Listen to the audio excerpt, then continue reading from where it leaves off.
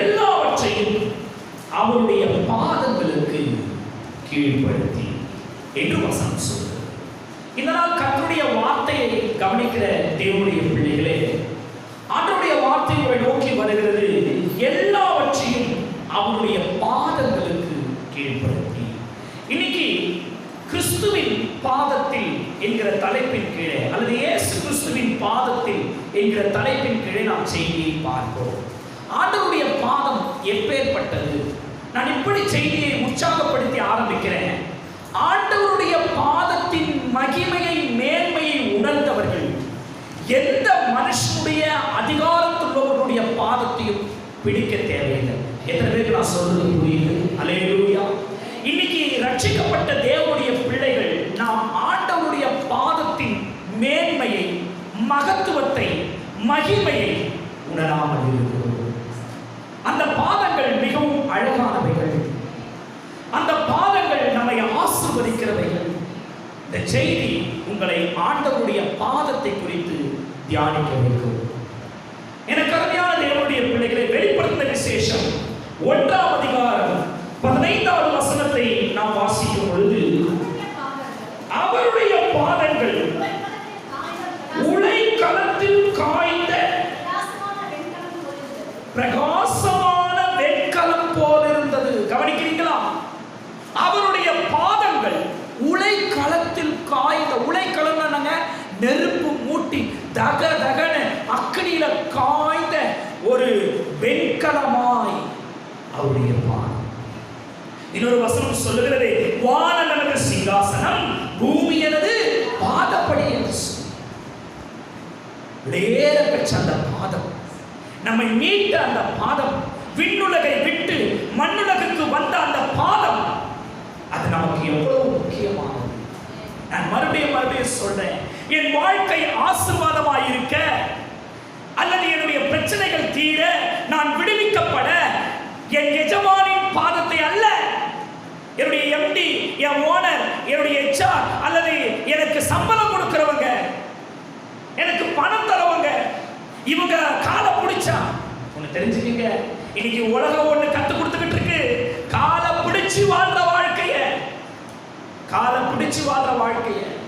ஒருவேளை வயதில் மூத்தவர்கள் இருப்பார்கள் என்று சொன்னால், அவர்களை மரியாதை நிமித்தம், கனத்தின் நிமித்தம் அவருடைய பாதங்களில் விழுவதை தவிர, எத்தனை பேர் நான் சொல்றது புரியுது? ஆகாரத்திற்காகவும் எந்த ஒரு அத்தியாவசிய தேவைகளுக்காகவும் ஒரு தீர்மானம் செஞ்சு கொள்ளுங்க, என் ஆண்டவருடைய பாதத்தை தவிர. இன்னைக்கு ஏன் மனுஷனுடைய பாதத்துல போய் நிக்க வேண்டி இருக்கு? உலகத்தாங்கிட்ட போய் நிக்க வேண்டி இருக்கு? ஒன்னே ஒண்ணுதான், அவருடைய பாதத்தில் நிற்க. அவருடைய பாதம் உடைக்களத்தில் காய்ந்த வெண்கலமாய் இருக்கிறது. இன்னும் அவருடைய பாதத்தை குறித்து நிறைய சொல்லிட்டே போலாம். ஆனா இன்றைக்கு செய்தி, நீ உன் தேவனாகிய உன் நேசருடைய பாதத்தில் என்ன செய்கிறாய்? இயேசு கிறிஸ்துவின் பாதத்தில் என்கிற செய்தி. என இந்த செய்தி அதிகமாய் தொட்டதுனால் நான் இதை ஆயத்தம் செய்கிறேன். நான் ஒரு சில குறிப்புகளை சொல்லுகிறேன். இயேசு கிறிஸ்துவின் பாதத்தில் நாம் என்ன செய்ய வேண்டும், அவருடைய பாதத்தை நாம் என்ன செய்ய வேண்டும் என்று சொல்லி என்னோடு கூட லூக்கா புத்தகம் 10ஆம் அதிகாரம் 38, 39 வசனங்களை வாசிப்போம். லூக்கா 10, 38, 39.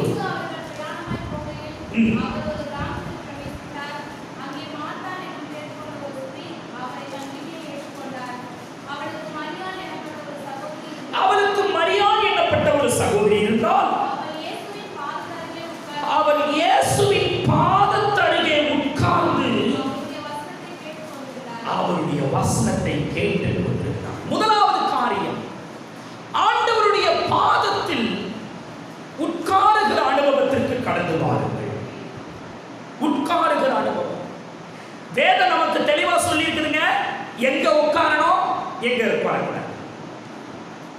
எத்தனை பேருக்கு இந்த செய்தி புரியுது? கொஞ்சம் கவனிக்கிறீங்களா?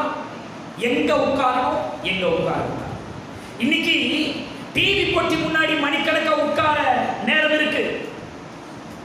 கேலி பேச்சு பேச, கிண்டல் பேச்சு பேச ஆகடியம் பண்ண, ஜாலி பண்ண உட்கார நேரம் இருக்கு. ஆனா ஆண்டவருடைய பாதத்துல உட்கார,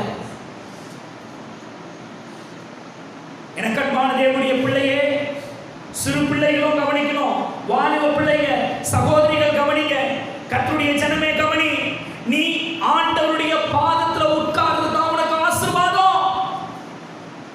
ஒரு கிராமத்தில் பிரவேசித்தார். அந்த கிராமத்தில் 2 சகோதரிகள் இருக்கிறாங்க. அதுல ஒரு சகோதரி அவரை ஏற்றுக்கொண்டால், இன்னொரு சகோதரி ஏற்றுக்கொண்ட அவருடைய பாதத்திலே உட்கார்ந்து அவருடைய வசனம். நம்ம எல்லாம் பாரம்பரிய கிறிஸ்தவம். இயேசுநாதர் பாதத்தை பார்த்தா போய் புத்தகத்துக்கு வந்துடுவோம். கவனிக்கிறீங்களா? இந்த பெசன்ட் நகர் சர்ச்சு, இந்த பெரிய பெரிய சர்ச்செல்லாம் இல்லை, இந்த மயிலாப்பூர் சர்ச்சு, அங்கெல்லாம் போனால் அந்த சிலுவை வந்து உள்ளே போகும்போதே ஒரு விதமான ஒரு உணர்வு இருக்கும் இல்லை? அங்கே போன உடனே நம்மளே அறியாமல் என்ன பண்ணுவோம், ஜெபம் பண்ணிட்டு கிட்ட போய் அந்த பாதத்தை தொடுவோம், முத்தம் செய்வோம். யோசிச்சுப்பாரு, உனக்கு கொடுக்கப்பட்ட நேரங்களில் அவருடைய பாதத்தில் உட்காராம ஒரு சிலையின் பாதத்தை போய் முத்தமிடுவதில் என்ன பொருள், என்ன பக்தி வெளிப்பட்டுச்சு? ஆண்டவருடைய பாதத்தில் உட்கார்ந்தா நல்ல பங்கு கிடைக்கும். சங்கீதம் 1:1 என்ன சொல்ற? துன்மார்க்கருடைய ஆலோசனை நடவாமல் பரியாசக்காரர் உட்காரும் இடத்தில். தெளிவா சொல்றேன், கர்த்தருடைய பிள்ளை உட்கார்ந்த இடம் கூட மகிமையாகும். இது இங்க மாத்திரமல்ல, லூக்கா 8:35 வாசிக்கும் பொழுது, லூக்கா புத்தகம் 8ஆம் அதிகாரம் 35,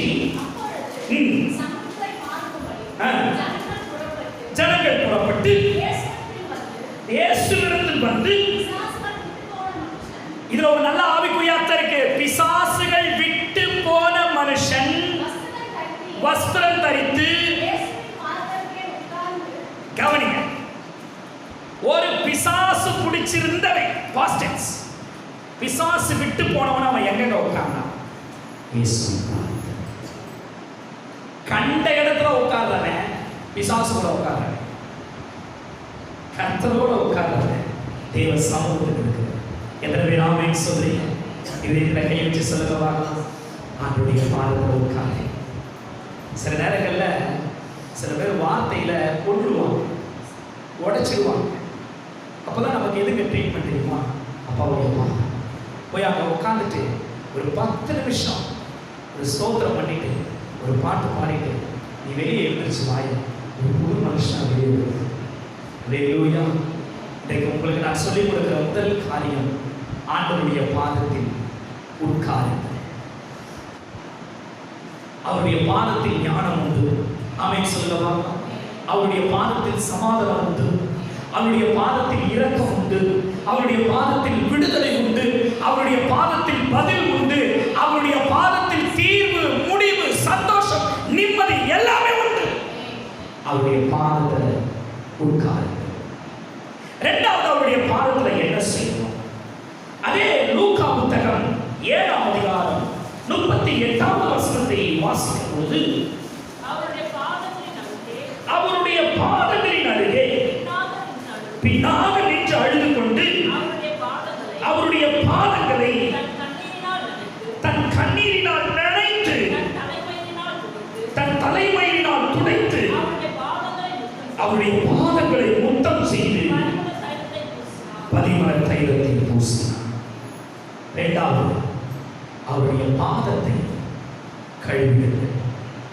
எத்தனை பேர் ஆமென் சொல்லுங்க? அல்லேலூயா. இது எதை குறிக்கிறது தெரியுமா? ஒவ்வொரு முறையும் நம்மை தாழ்த்துவதும் நம்மை சுத்திகரிப்பதும். சில பேருக்கு பர்சனலி ஒரு கெட்ஸ் இருக்கும், யார் காலையில் தொடக்கூடாதுன்னு சொல்லுங்க. வளர்ந்த வாலிப பிள்ளைகளுக்கு ஒரு பொண்ணு கற்றுக் கொடுக்குறேன், கவனிக்க பாருங்க. யார் காலையும் விழக்கூடாது அப்படின்னு சொல்லுவாங்க.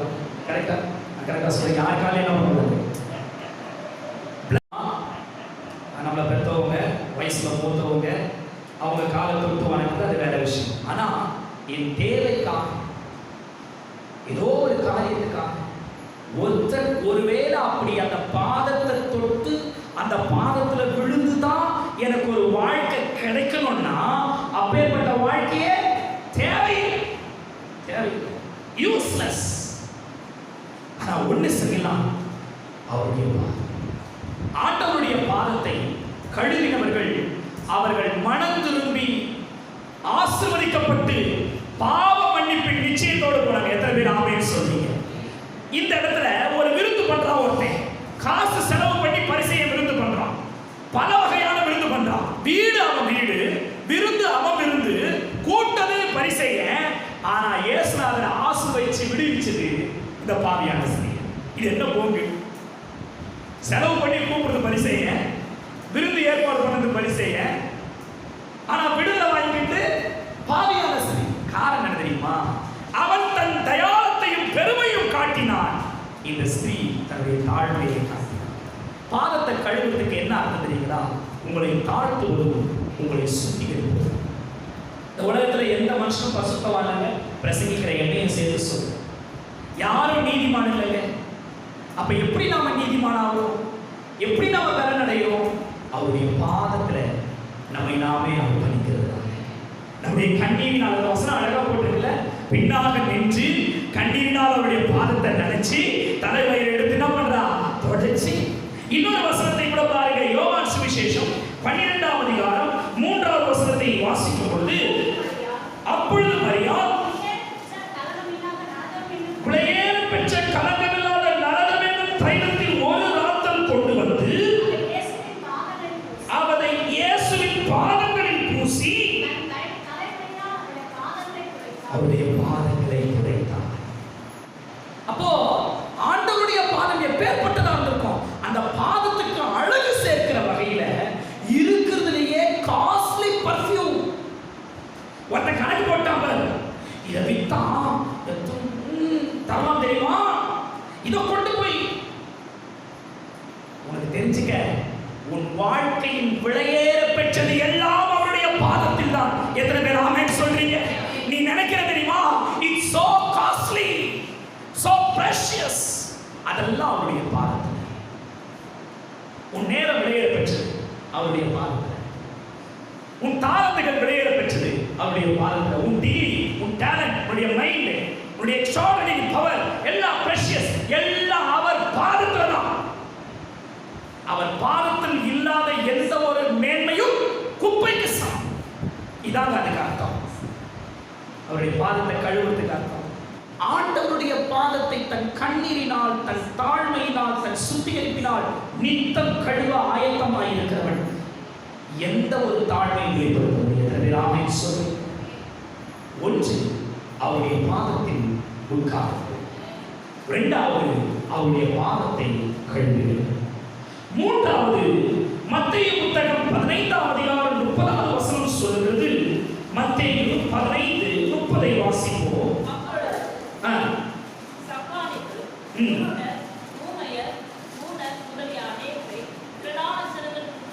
கூட்டிக் கொண்டு இயேசுவிடத்தில் வந்து அவர்களை அவர் பாதத்திலே வைத்தார்கள். சாமான் செட்டாது கவனிக்கிறீங்களா?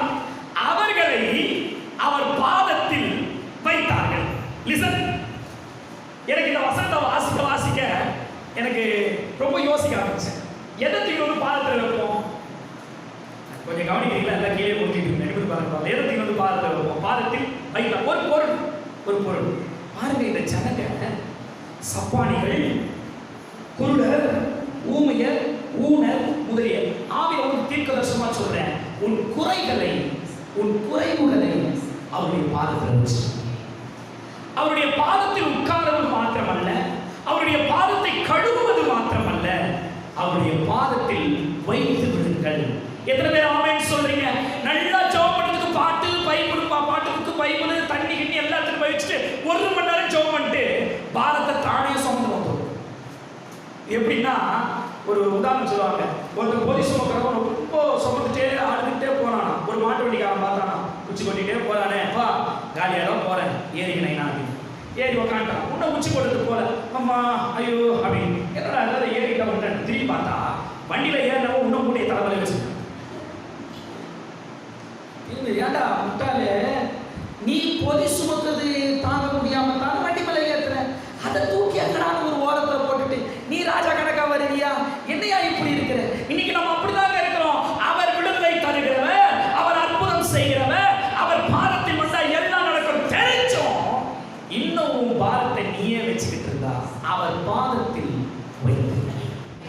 நீங்க ஆலயத்துக்கு வருது எதுக்கு தெரியுமா?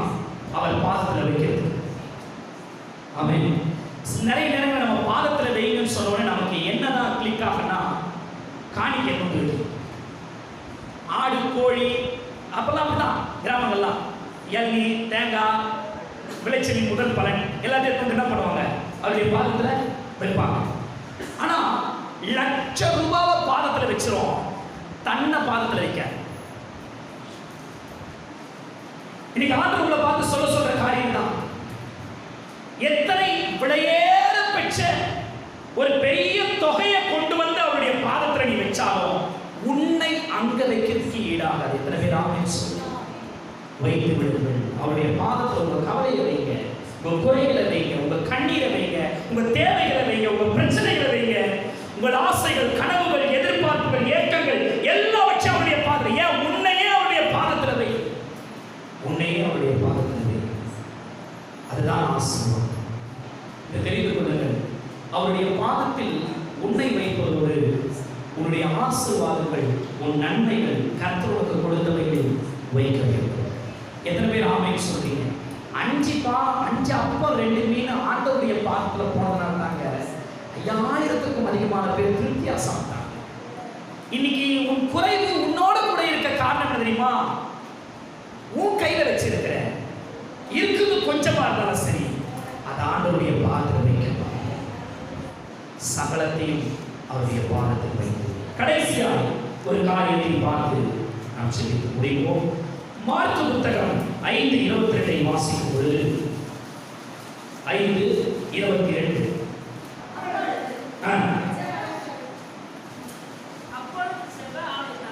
அப்பொழுது ஜெப ஆலய தலைவரில் ஒருவனாகிய யவீரு என்பவன் வந்து அவரை கண்டவுடனே அவர் பாதத்திலே விழுந்து. நாலாவது என்னன்னு தெரிஞ்சுப்பீங்க? அவர் பாதத்துல விழுந்து. ஒன்று, அவருடைய பாதத்தில் உட்காருங்கள். இரண்டாவது, அவருடைய பாதத்தை கழுவிடுங்கள். மூன்றாவது, அவருடைய பாதத்தில் வைத்திடுங்கள். நான்காவது, அவருடைய பாதத்தில் விழுந்திடுங்கள். அவருடைய பாதத்தில் விழுந்திடுங்கள். இந்த விழுந்திடுங்கள் என்றது எதை குறித்து தெரியுமா? நம்மையே அர்ப்பணிக்கிறது, சாக்ரிஃபைஸ். நம்மையே அவருக்கு ஒப்பு கொடுக்கிறது. ரோமர் 12:1 என்ன சொல்றது? எது புத்தியுள்ள ஆராதனை? நம்முடைய சரீரங்களையே ஜீவ பலியாக ஒப்பு கொடுக்கிறது அல்லாமல் வேற எதுக்கு புத்தியுள்ள ஆராதனை? எது புத்தியுள்ள ஆராதனை? உன் தெய்வம் என்ன கேட்குது உன்கிட்ட இருந்து? மறுபடியும் சொல்றேன், ஆண்டவருடைய பாதத்தில் சரணாகதி அடைந்து விழுந்தவன் இந்த உலகத்துல நன்மைக்காக, தேவைக்காக, பணத்துக்காக, வருமானத்துக்காக, வேலைக்காக எந்த மனுஷன் காலி விட தேவையில்லை. ஆமென் சொல்லுங்க பார்க்கலாம். அல்லேலூயா. இங்க யவீரு என்பவன் ஜெபாலய தலைவன் தன் மகளுக்காக அவன் பாடுகிறான். அதே மார்க்கு 7ஆம் அதிகாரம் 25வது வசனம் இப்படி சொல்லுகிறது. அசுத்த ஆவி பிடித்திருந்த ஒரு சிறு பெண்ணின் தாயாகிய ஒரு ஸ்திரீ அவரை குறித்து கேள்விப்பட்டு அவர் பாதத்தில் விழுந்தார். ஒரு சிறு பெண்ணின் தாய். கொஞ்சம் கவனிங்க, ஒரு ஆவிக்குரிய ஆலோசனை. வேதத்துல மகனுக்காக வந்தவங்களும் இருக்கிறாங்க, மகளுக்காக வந்தவங்களும் இருக்கிறாங்க. பெற்றோரே கவனிங்க. ஆவியானவர் சொல்ற வார்த்தை, உன் பிள்ளைகளுக்காக நீ கர்த்தருடைய பாதத்துல விழுறியா? கர்த்தர் உனக்கு கொடுத்த கர்ப்பத்தின் கனிக்காக ஆண்டவருடைய பாதத்துல விழுறியா? இப்போ கர்த்தருடைய வார்த்தையின்படி இப்போவே கர்த்தருடைய பாதத்துல உன் பிள்ளைகளை வச்சு உன் பிள்ளைகளுக்காக நீ கர்த்தருடைய பாதத்துல விழுந்தா எதிர்காலத்துல உன் பிள்ளைக்காக யார் காலையும் நீ விட மாட்ட. என் வாழ்க்கையில் அந்த சம்பவம்லாம் நடந்தது. நான் சொல்லியிருக்கேன். வாலிப பிள்ளைங்க கவனிக்கணும். கவனிக்கிறீங்களா? நம் நிமித்தம் நம்முடைய பெற்றோர் யார் பாதத்தில் விழுந்துருக்க, எந்த காரியத்துக்காக? உதவிக்காக கூட வேண்டாம், ஒரு எதிர்கால வாழ்க்கைக்காக. நான் என் பிள்ளைக்காக நான் இதை செஞ்சா என் பிள்ளைக்கு எதிர்காலம் கிடைக்க தேவையே இல்லைங்க. ஏன்னா நீ ஆட்டோமேட்டிக்கா விழ வேண்டியது யாருடைய பாதம்? கர்த்தருடைய பாதம். நன்மைக்காக விழக்கூடாது, மன்னிப்புக்காக விழக்கூடாது. விழ செஞ்சதுக்கு நான் ஒன்றும் மன்னிப்பு கேட்கறது. என் பிள்ளைக்காக, என் மகளுக்காக, என் மகனுக்காக நான் கர்த்தர் பேசுகிற வார்த்தை. எந்த பெற்றோர், எந்த பிள்ளைகள் ஆண்டவருடைய பாதத்திலே நீங்கள் விழுகிறீர்களோ, சரணாகதி அடைகிறீர்களோ, இந்த உலகத்தின் பாதம் ஒரு நாள் உங்களை ஒன்று செய்ய முடியாது. எத்தனை பேர் ஆமென் சொல்றீங்க? அல்லேலூயா. நான் சொல்றேங்க, ஆண்டவருடைய பாதத்துல நம்ம விழுந்துட்டோம்னு வச்சுக்கீங்களேன், இனி ஒரு பிரச்சனை இருக்காது. கர்த்தர் பார்த்துப்பார், கர்த்தர் விடுவிப்பார், கர்த்தர் ஆசீர்வதிப்பார். ஆனால் நீங்க விழுந்துதான் பிரச்சனையா இருக்கு. ஆண்டவருடைய பாதத்துல விழுந்துருவோமே, ஆண்டவருடைய பாதத்துல சரணாகதி அடைவோமே, ஒப்பு கொடுத்துருவோமே. இன்னைக்கு 4 காரியங்களோடு கூட சொல்லியிருக்கேன். இயேசுவின் பாதத்திலே உட்கார, அவருடைய பாதத்தை கழுவிவிட, அவருடைய பாதத்தில் வைத்து விட, எல்லாவற்றுக்கும் மேல அவருடைய பாதத்தில் விழுவிட. ஒருவேளை இதுவரையில் நீங்கள் ஜெபிக்கிறவர்கள், ஆனால் அந்த பாதத்தை உணர்ந்து ஜெபிக்காம இருந்தீங்க, அந்த பாதத்தின் மகிமையை, மேன்மையை நீங்க புரிந்து கொள்ளாமல் இருந்தால், இந்த செய்தி உங்களை அதற்கு நேராக கொண்டிருக்கும். இந்த செய்தி, அந்த கர்த்தருடைய வார்த்தை உங்களை அப்படிப்பட்ட ஒரு உற்சாகத்திற்கு நேராக கொண்டிருக்கும். இனி ஜெபிக்கும் பொழுது நினைச்சுக்கீங்க, நான் எங்க உட்கார்ந்து இருக்கேன்? ஆண்டவருடைய பாதம் உட்கார்ந்து. எத்தனை பேர் ஆமென் சொல்லுங்க?